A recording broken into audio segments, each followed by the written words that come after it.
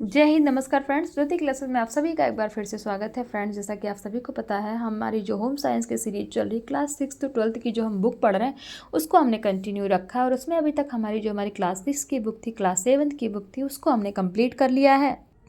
आप सभी से रिक्वेस्ट है कि अगर अभी तक आपने हमारी जो क्लास 6 और क्लास 7 की जो हमने बुक रीड की है उनकी वीडियोस आपने नहीं देखी है तो प्लीज़ प्लेलिस्ट में जाइए। वहाँ पे आपको सारे चैप्टर के जितने टॉपिक है बहुत ही इजी लैंग्वेज में आपको कराए गए हैं, जो कि आपको बहुत ही अच्छे से पॉइंट टू पॉइंट चीज़ें आपके माइंड में फीड होंगी। तो और अभी हमने स्टार्ट किया फ्रेंड्स हमारा क्लास 8, आप सभी को पता है। तो जैसा कि मैंने थोड़ी देर पहले हम कर रहे थे, हमारा जो क्लास 8 है उसका हम चैप्टर 3 कर रहे थे और चैप्टर 3 में हमारा जो है ये कुछ बच गया था, वो हमारा बैलेंस, तो उसको हम अभी करने वाले हैं। तो बने रहिए हमारे साथ। और हाँ, चैनल पर न्यू है तो चैनल को सब्सक्राइब कीजिए, बेल आइकन प्रेस कीजिए, जिससे जब भी वीडियो अपलोड हो सबसे पहले नोटिफिकेशन आपके पास पहुँचे। और इस वीडियोज़ को ज़्यादा से ज़्यादा अपने फ्रेंड के साथ शेयर कीजिए। वीडियो पसंद आ रही है तो लाइक कीजिए, नहीं पसंद आ रही है तो डिसलाइक कीजिए और अपनी राय हमें कमेंट के माध्यम से अवश्य बताएं। और जो हमारा आपको पता है, ये इसको करने का हमारा मेन टारगेट यही है कि आप एक बार होम साइंस का सिलेबस कंप्लीट कर लें, फिर होम साइंस से रिलेटेड कोई भी एग्जाम होता है, किसी भी एग्जाम को क्लियर करने के लिए आप अपने आप को प्रिपेयर्ड पाएँ। तो चलिए फ्रेंड्स, इसी होप के साथ चलते हैं हमारी आज की क्लास में। हम पढ़ रहे थे हमारा क्या, चैप्टर 3। और चैप्टर 3 में फ्रेंड्स आपको पता है हमने क्या किया था, बहुत सारी हमने चीज़ें पढ़ी थी। आहार की उपयोगिता एवं पोषक तत्व यानी कि हम पढ़ रहे थे, जिसमें हमने भोजन की उपयोगिता देखी थी, शरीर का निर्माण कार्य करना देखा था, रोगों से सुरक्षा करना, ऊर्जा का उत्पादन करना। आहार के विभिन्न पोषक तत्व हमने देखे थे, जो हमारे आहार में विभिन्न पोषक तत्व थे उनको देखे थे। उसमें हमने देखा था प्रोटीन, प्रोटीन प्राप्ति के स्रोत देखे थे, कहाँ कहाँ से पाया जाता है, प्रोटीन के कार्य क्या है, प्रोटीन की कमी से क्या हानियाँ होती हैं। फिर नेक्स्ट हमारा हमने कार्बोहाइड्रेट के बारे में देखा था। फिर कार्बोहाइड्रेट प्राप्ति के स्रोत देखे थे, कार्बोहाइड्रेट के प्रकार कितने होते हैं, कार्बोहाइड्रेट के कार्य क्या होते हैं, कार्बोहाइड्रेट की कमी से क्या हानियाँ होती हैं, इनके बारे में हमने जाना था। कार्बोहाइड्रेट की अधिकता से भी क्या हानियाँ होती हैं, ये भी हमने पढ़ा था। साथ ही साथ हमने वसा देखा था, वसा प्राप्ति के स्रोत देखे थे। फिर हमने देखा था वसा का कार्य क्या है, वसा की कमी से क्या हानियाँ होती हैं, वसा की अधिकता से क्या हानियाँ होती हैं। फिर हमने देखा था खनिज तत्व, फिर हमने कुछ खनिज तत्वों के बारे में जाना था। साथ ही साथ हमने देखा था हमारा विटामिन, विटामिन क्या होता है। तो फ्रेंड्स, जल में घुलनशील विटामिन, वनस्पति में घुल, मतलब ये सारे विटामिन फ्रेंड्स हमने पढ़े थे। बहुत सारे विटामिन के बारे में हमने जाना था। तो आप सबने अगर हमारी पहली वीडियो नहीं देखी है तो आप वहाँ प्ले लिस्ट में जाइए, वहाँ पे ये पूरी वीडियोस आपको बहुत ही डिटेल में कराई गई है, जो भी टॉपिक है विटामिन का। आज हम करने वाले फ्रेंड्स वसा में घुलनशील विटामिन, इनके बारे में हम जानेंगे। अभी हमने जल में घुलनशील विटामिन के बारे में हम पढ़ रहे थे, अब हम पढ़ेंगे वसा में घुलनशील विटामिन। वसा में घुलनशील विटामिन कौन से होते हैं? विटामिन ए को क्या कहते हैं? रेटिनॉल भी कहते हैं। जो हमारा विटामिन ए होता है इसको रेटिनॉल के नाम से भी जानते हैं। यह पौधों द्वारा नहीं बनाया जाता, अर्थात वानस्पतिक भोज्य पदार्थों में इसका पूर्णतः अभाव होता है। स्वयं मानव शरीर में ही मुख्यतः यकृत की कोशिकाओं में गाजर तथा अन्य सब्जियों से प्राप्त कैरोटीन पिगमेंट से इसका निर्माण होता है। यह कैरोटीन पिगमेंट नारंगी पीले रंग का होता है, जो सर्वाधिक मात्रा में गाजर, मछली के तेल तथा यकृत में पाया जाता है। जो हमारा विटामिन ए है वो किसमें ज़्यादा पाया जाता है? गाजर, मछली के तेल तथा यकृत में पाया जाता है। प्राप्ति के स्रोत कहाँ से मिलते हैं? यह मक्खन, अंडे की जर्दी, मछली के तेल तथा यकृत मछली, मांस आदि में पर्याप्त रूप में पाया जाता है। इसके अलावा गाजर, टमाटर, गोभी, केला, आम, पपीता, अनानास आदि में भी जो हमारा विटामिन ए पाया जाता है। अब देखते हैं रेटिनॉल या विटामिन ए का कार्य क्या है। रेटिनॉल शरीर की उचित वृद्धि के लिए आवश्यक होता है। आंखों को स्वस्थ रखने के लिए अत्यंत उपयोगी विटामिन है। नंबर 3, दांतों के सही विकास में मदद करता है। रेटिनॉल या विटामिन ए की कमी से हानियाँ क्या होती हैं? इसकी कमी से आंखों में रतौंधी नामक रोग हो जाता है। रतौंधी नामक रोग किस कमी से होता है? तो विटामिन ए की कमी से रतौंधी नामक रोग हो जाता है। इसमें सायंकाल आंखों द्वारा दिखाई नहीं देता, क्योंकि रेटिनॉल ही बहुत कम प्रकाश में देखने के लिए उत्तरदायी होता है। यानी कि जब शाम हो जाती है तो आंखों से दिखाई नहीं देता, तो क्या हो जाता है? रतौंधी हो जाता है। अब देखते हैं, शिशुओं की वृद्धि रुक जाती है अगर विटामिन ए की कमी हो गई। जो छोटे शिशु हैं उनकी वृद्धि रुक जाती है। अब देखते हैं विटामिन डी समूह। विटामिन डी समूह के अंतर्गत लगभग 10 विटामिन ज्ञात हैं। विटामिन डी का दूसरा नाम क्या है? इर्गो कैल्सीफेरॉल, इर्गो कैल्सीफेरॉल भी कहते हैं। यानी कि जो विटामिन डी है इसको इर्गो कैल्सीफेरॉल के नाम से भी जानते हैं। यह एक वसा घुलनशील विटामिन है। इसे एंटी रिकेंटिक विटामिन भी कहते हैं। क्या कहते हैं इसको? एंटी इरिगेटिव विटामिन भी कहते हैं। मानव स्वयं अपनी त्वचा द्वारा सूर्य प्रकाश की पराबैंगनी किरणों से के प्रभाव से विटामिन डी का निर्माण करता है, इसीलिए इसे धूप का विटामिन भी कहते हैं। किसको धूप का विटामिन कहते हैं? विटामिन डी को। विटामिन डी के कार्य क्या हैं? विटामिन डी आहार नाल में भोजन से फास्फोरस तथा कैल्शियम के अवशोषण के लिए आवश्यक होता है।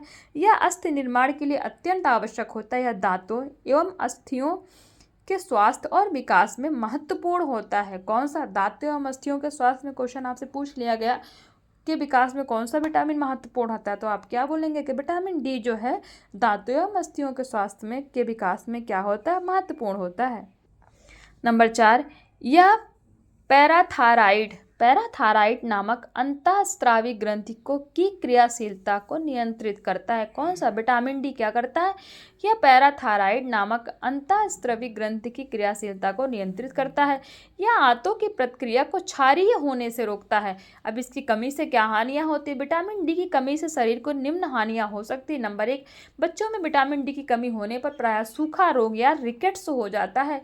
यह 5 वर्ष से कम आयु वर्ग के बच्चों में अधिक होता है। इसमें अस्थियां कमजोर तथा लचीली हो जाती हैं तथा हाथ पैरों की अस्थियां टेढ़ी मेढ़ी हो जाती हैं।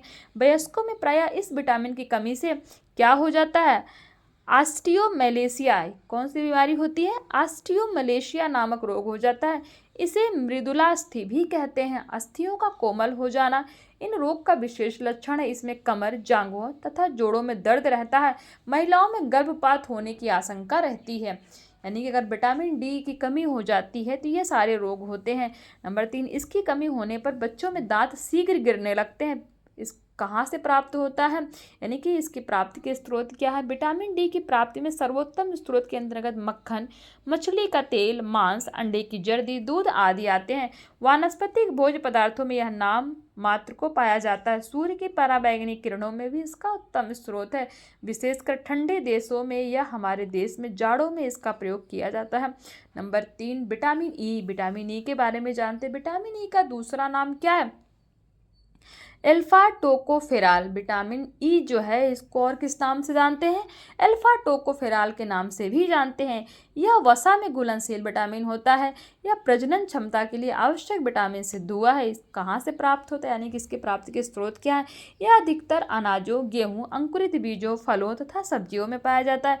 इनके अतिरिक्त यकृत, दूध, मांस, मछली, अंडे में भी यह विद्यमान रहता है।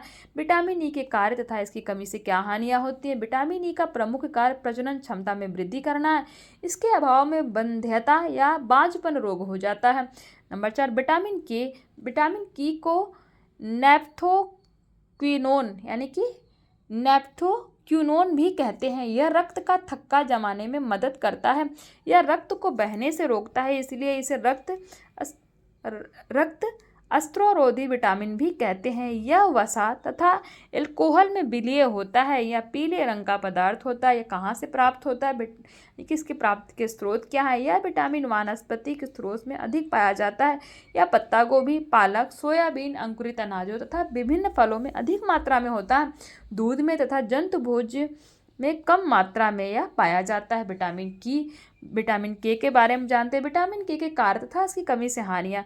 यह विटामिन रक्त को थक्का जमाने के लिए आवश्यक होता है, क्योंकि यह प्रोथार्मबिन नामक रेशों द्वारा संरचना के निर्माण में भाग लेता है। नंबर 2, जिन व्यक्तियों में इस विटामिन की कमी पाई जाती है उन व्यक्तियों का ऑपरेशन आसानी से नहीं किया जा सकता, क्योंकि अधिक रक्त बह जाने का डर बना रहता है।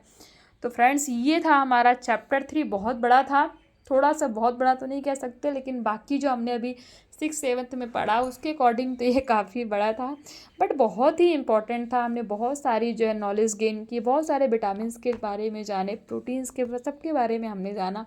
तो बहुत ही इंपॉर्टेंट चैप्टर था फ्रेंड्स। आप इसको बहुत ही अच्छे से, बहुत ही ध्यान से देखिए, और जितने विटामिन्स हैं उनके जो अदर नेम हैं उनको भी आप अच्छे से नोट डाउन करके उनको याद कर लीजिए। आपको एग्ज़ाम में काफ़ी हेल्पफुल होने वाली है ये वीडियो। और तो फ्रेंड्स, ये चैप्टर हमारा ख़त्म होता है, और देख लेते हैं साथ ही साथ इसके स्मरणीय तथ्य और कुछ प्रश्नावली। तो स्मरणीय तथ्य जो है इसका क्या है? प्रोटीन पोषक तत्वों में सबसे अधिक महत्वपूर्ण होता है, हम सभी को पता, हमने पढ़ा है। कार्बोहाइड्रेट मानव शरीर में क्या करता है? ऊर्जा उत्पादन का प्रमुख साधन है। यानी कि कार्बोहाइड्रेट से ऊर्जा बहुत अधिक मात्रा में प्राप्त होती है। अब देख लेते हैं बहुविकल्पीय। प्रोटीन की कमी से रोग उत्पन्न होता है। कौन सा रोग उत्पन्न होता है? क्वासियरकर, बेरी स्कर्बी या फिर तपेदी। यानी कि प्रोटीन की कमी हो जाती है तो क्वासियरकर नामक रोग हो जाता है। तो आंसर हमारा 1 हो जाएगा। निम्नलिखित में से खनिज तत्व हैं कौन से? कैल्शियम, सल्फर, फास्फोरस, ये सभी। तो ये सभी हमारे क्या है? खनिज तत्व हैं। कैल्शियम, फास्फोरस, सल्फर, ये सभी हमारे। तो आंसर हमारा क्या हो जाएगा? ये सभी। अब देख लेते हैं स्कर्वी रोग विटामिन की कमी से होता है। किस कमी के रोग से किस विटामिन की कमी से स्कर्वी नामक रोग होता है? तो विटामिन ए, बी, डी और सी। तो विटामिन सी की कमी से स्कर्वी रोग हो जाता है। रिक्त स्थान देख लेते हैं। सूर्य की किरणों से कौन सी विटामिन मिलती है? विटामिन डी प्राप्त होता है। तली पदार्थों में क्या पाया जाता है? वसा पाई जाती है। शरीर के निर्माण करने में क्या सहायता प्रदान करता है? प्रोटीन सहायक होता है। हड्डियों को मजबूत बनाने के लिए किसकी आवश्यकता होती है? कैल्शियम की आवश्यकता होती है। तो ये था हमारा जो है रिक्त स्थान। अब देख लेते हैं सही गलत। प्रोटीन वनस्पतियों एवं जंतुओं से प्राप्त किया जाता है।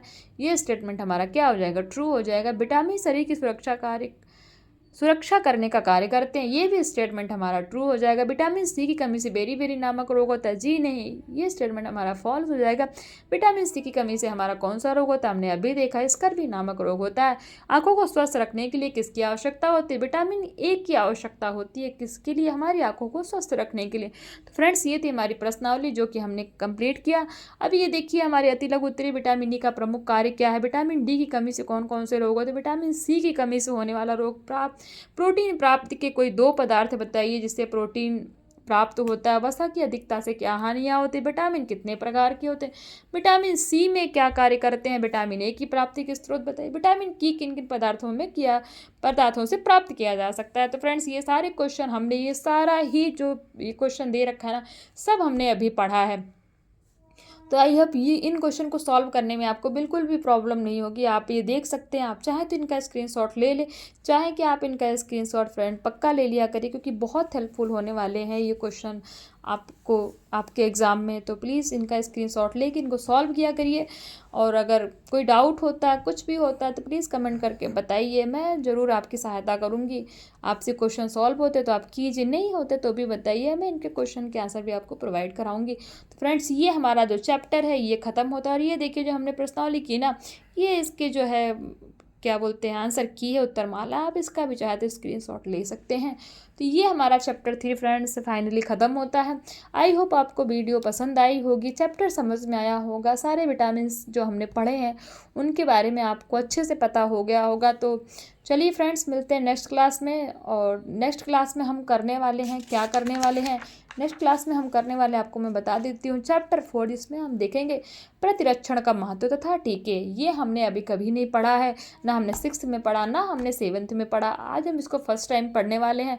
तो इसके बारे में हम जानेंगे कि जो हमारा प्रतिरक्षण का महत्व तथा टीके, यानी कि importance of prevention and injections, इनका क्या होते हैं, क्या है इसके बारे में, ये सब हम जानेंगे हमारी नेक्स्ट क्लास में। तब तक के लिए फ्रेंड्स मिलते हैं नेक्स्ट क्लास में। और हाँ, अगर चैनल के साथ नए जुड़े हैं तो प्लीज़ चैनल को सब्सक्राइब कीजिए, बेल आइकन प्रेस कीजिए, जिससे जब भी वीडियो अपलोड हो सबसे पहले नोटिफिकेशन आपके पास पहुँचे। और अपनी राय हमें कमेंट के माध्यम से अवश्य बताइए। और इस वीडियो को ज़्यादा से ज़्यादा अपने फ्रेंड के साथ शेयर कीजिए। मिलते हैं नेक्स्ट क्लास में, तब तक के लिए जय हिंद, नमस्कार। हंसते रहिए, मुस्कुराते रहिए, एक दूसरे की हेल्प करते रहिए।